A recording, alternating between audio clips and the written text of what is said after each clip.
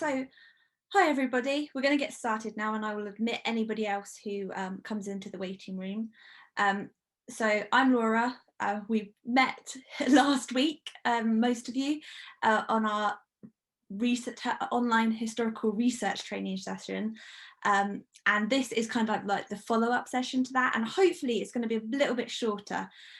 When I was writing the first session, I realised it was a mammoth 2-hour session and you'd probably all be bored of listening to me by that point. So yes, I'm going to get started. So this is all about turning our research into content and what we're actually going to do with the research and the exciting stories we find out. And this is being recorded just so we can upload it to our YouTube channel so that you can watch it again if you fancy, or if people couldn't make these sessions, they can watch it in their own time. So yes, this session is designed to help equip you with all of the tools you'll need to write up the historical research that we do and anything we find out. And we want to do this in a number of ways, so like blog posts, on our social media pages, Twitter, Instagram, Facebook, on Wikipedia, and hopefully eventually in an exhibition and film. And fingers crossed we can actually do that exhibition in person. That would be amazing. So last week we discussed all about how we were going to collect the research and how to compile sources on an individual or a theme of research. And we're just going to discuss what we're going to do with that research. And like with the last session, if you could put yourselves on mute, just to reduce background noise and to make sure that everybody can hear me. But if you have a question, feel free to ask in the chat box or just unmute yourself. So I sent you some homework last week. How did you all get on with that? I know some of you have been emailing me and have found some really interesting things. So well done. But did you find it okay? Was it like fun using the tools, and did you get into any challenges, difficulties?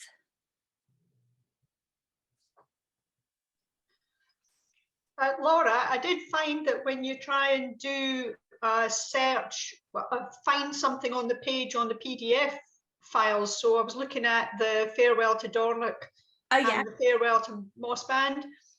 It wouldn't find anything, even though I knew that some of the people were listed in it. So I don't know whether that's just settings on my PC, well, my laptop, or other people had that.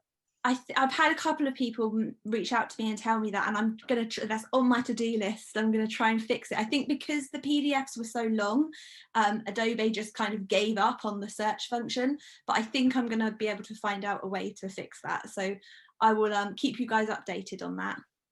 Thank you. Anybody else? I was going to say, Laura, if you've got problems with that PDF problem, John Ford, who's one of the volunteers, he was able to convert it so that you can search it. So he knows how to do it if you don't. Oh, that's great. Oh, I'll definitely reach out to John then. That's amazing. See, okay. this is why it's so good having loads of people with loads of different skills on this project, because then we get people who are much more good at technology than me. But yeah, so thank you guys for that. Yeah, but I will work on hopefully making sure that all of those documents are searchable, so you don't have to read through the entire thing. But yes, well done on everybody that has done the homework and had a little fun with it. It wasn't a kind of you must hand this in by this date task. It was more of a try it out, have fun, maybe get stuck for a bit, find something else, that kind of thing. So yes, so we're going to continue using Maud Bruce as an example in this session, and she was the lady we researched in last week's session. And yes, so by the end of last week's session, we had researched Maud Bruce and found lots of information on ancestry and the British newspaper archives, things about her OBE, about her time at Gretna, about her time after Gretna, about her background before Gretna. And what we want you to do in this project when you're given a name to research or when you're given a theme to research is to put all of those documents, all of those primary sources and secondary sources, if you've got secondary sources, into a folder like this one on the screen.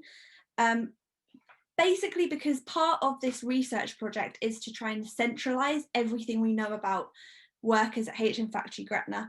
So we've got all of those sources in one place. So this just helps us keep everything organised. It will help me anyway, keep everything organised. Then I want you to fill out this template. So this template is on your Google Drive folder, and I will send you a link to the template after the session, and I will also send you just an attachment on my email of this template. And I'm going to try and see if I can pause my share for a second, if I can escape. Stop share. Share screen. Aha. So, can you guys see this template? So this is on the Google Drive folder, and it's just a basic template sort of fact sheet. So it's got things like asking the full name of the worker, do they have a Wikipedia page, date of birth, place of and date of death, nationality, photos, some biographical information, and also right at the bottom, and very importantly, bibliography and references. So if there are any books published that mention this person or that are even about this person, or blogs and websites that are about this person. Let me go back to my trusty PowerPoint. So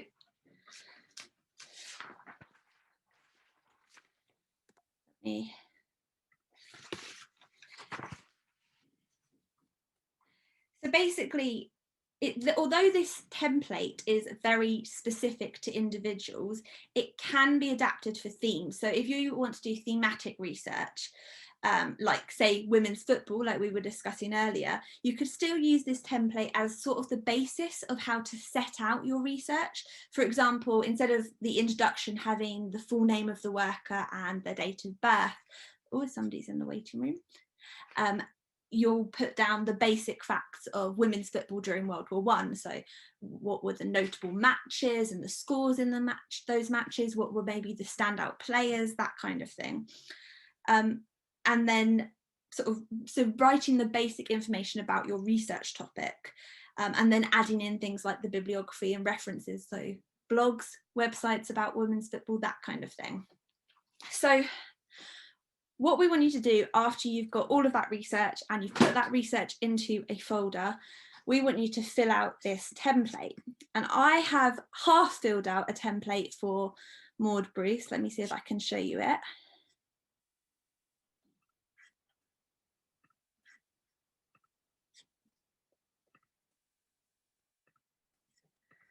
So I've put here the full name of Maud Bruce, so Maud Ellen Bruce, married, surname none.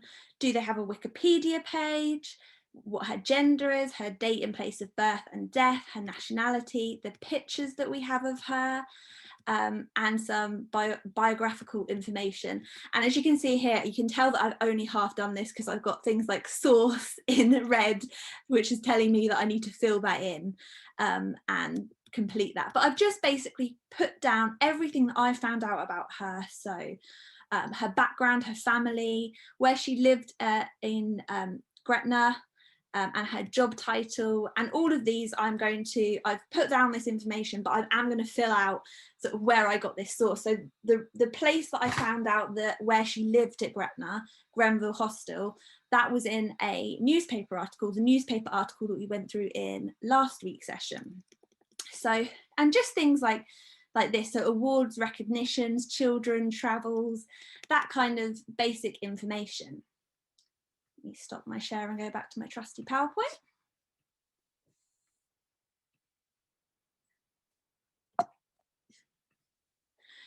And then, and I promise this is going to be the last time I show you or the second last time maybe, but I show you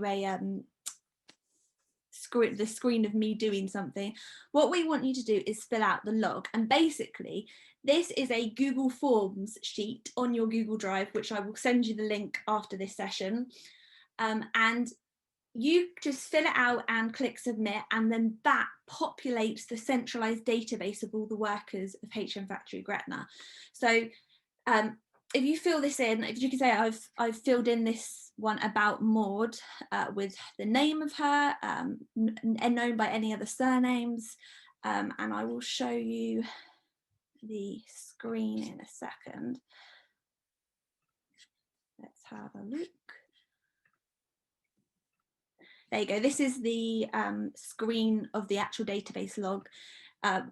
And basically this just, you fill it in, you click submit, and then this makes our Excel spreadsheet of the database of people who worked at Gretna.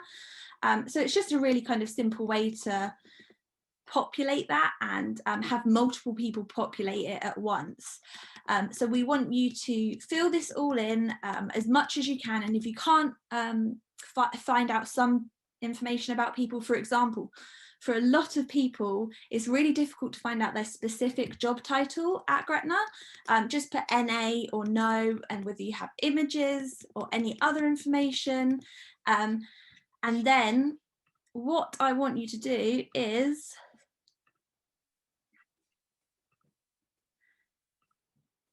email over your folder of sources, so all of that census information, any newspaper articles, anything you found on Scotland's People or any other website online, primary and secondary sources.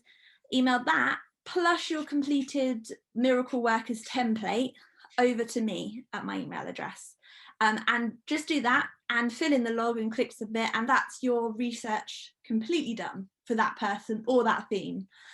And if you're just focused on the research and you really love that side of this project, that can be completely what you do in this project. You can just focus in on researching, emailing it over the information and the template and filling out that log.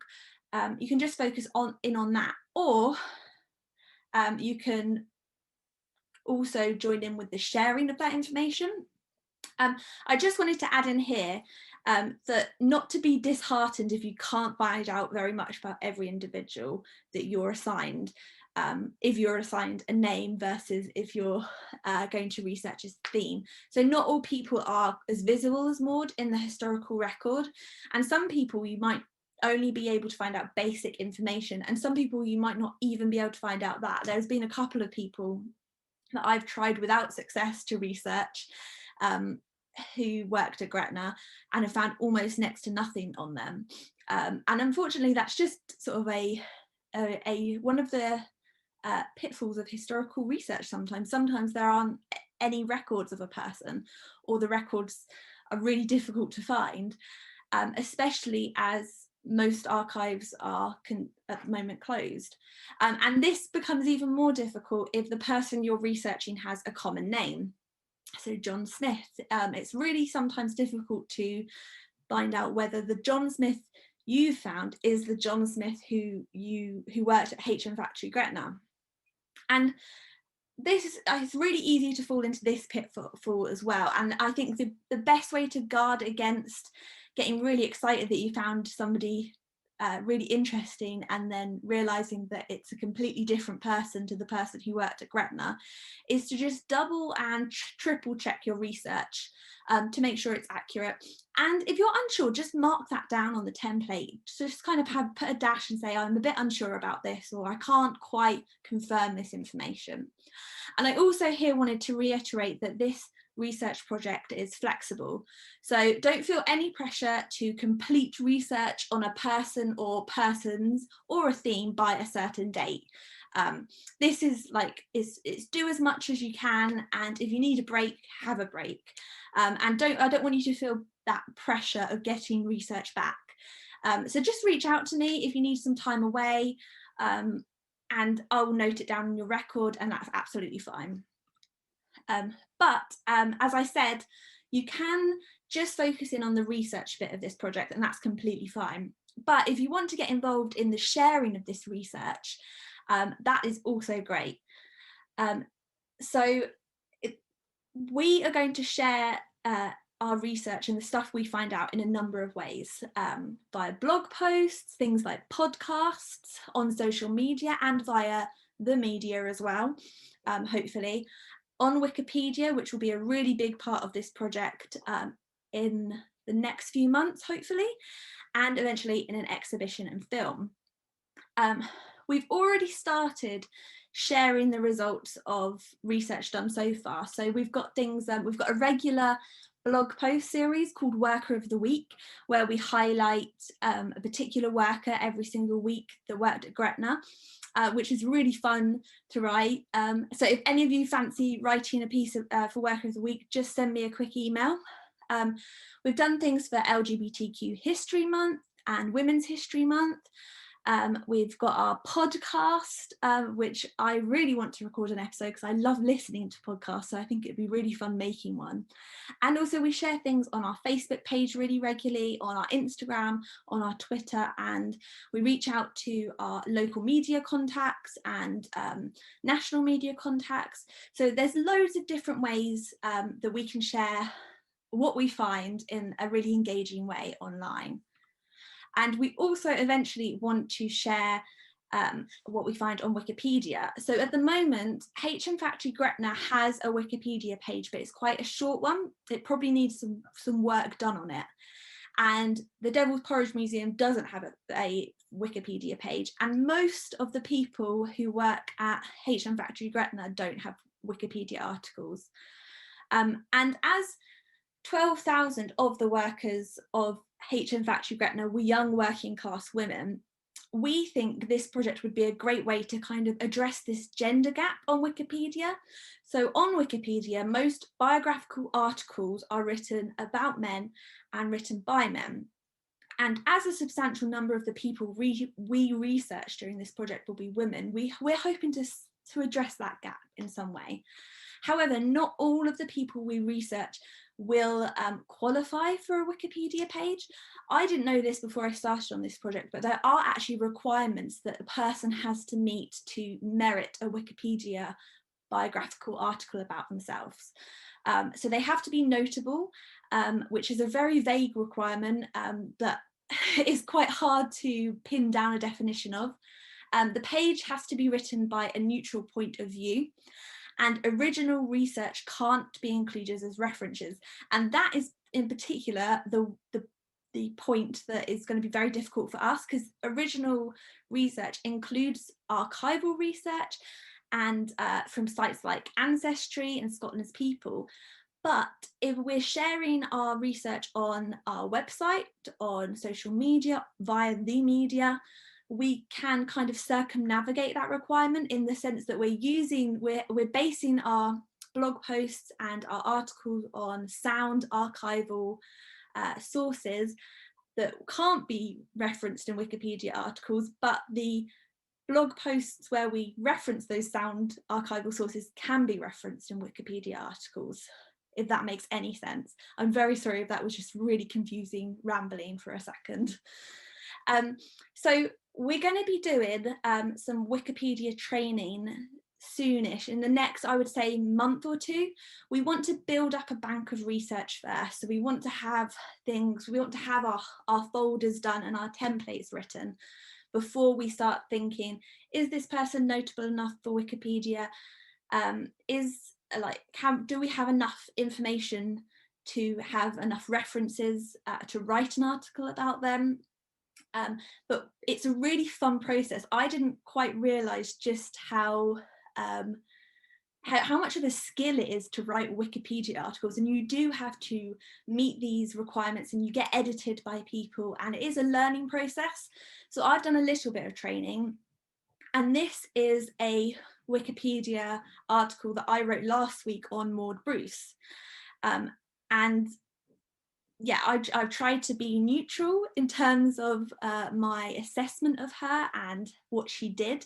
As you can see, I've got loads of kind of references to sources online. So this, I'll see if I can share my screen. I think I can actually, there we go. I can share my Maud Bruce page. So you can see that I've got lots of references which are come down to here. So I've got things like the Devil's Porridge Museum website, where there was an article, a blog post on Maud, but there's also Maud is mentioned in Gretna's Secret War by Gordon Routledge, and in Chris Brader's PhD thesis as well. And she's also mentioned in quite a few newspaper articles at the time, which can be used as references on Wikipedia. So as you can see, I've backed up everything that I'm saying about Maud with references. I've tried to write in a very neutral, from a neutral point of view, and I have sort of, I think I've proved her notability by the fact that she was awarded an OBE for her actions, and she lived to be 100 years old and was one of the first people in Britain to receive plastic surgery.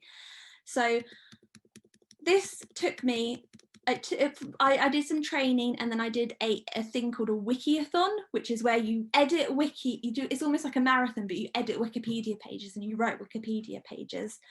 And we will be doing a lot of training before you guys, if you want to start writing Wikipedia pages, but it is a lot of fun. Let me just stop sharing for a second there. So those are some of the ways in which we are going to be sharing the work that we do. And I also know that online volunteering and online historical research in general can get a tad lonely. I did the whole last year of my PhD online, and it was definitely at some points quite difficult. So we want to come up with a couple of ways in which we can all keep in contact and chat and hopefully feel like a community.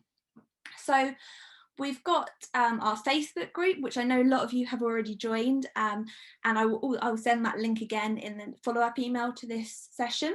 But that's hopefully going to be a place where we can ask questions and chat and all of that fun stuff. I'm also going to do a regular Zoom drop-in session every Tuesday from 12 till 2, starting next Tuesday. So what we're going to do in those sessions is we're just going to research and do research together, and if anybody has any questions or just wants to chat, we can also do that, but we're just going to research together from separate places, if that makes any sense.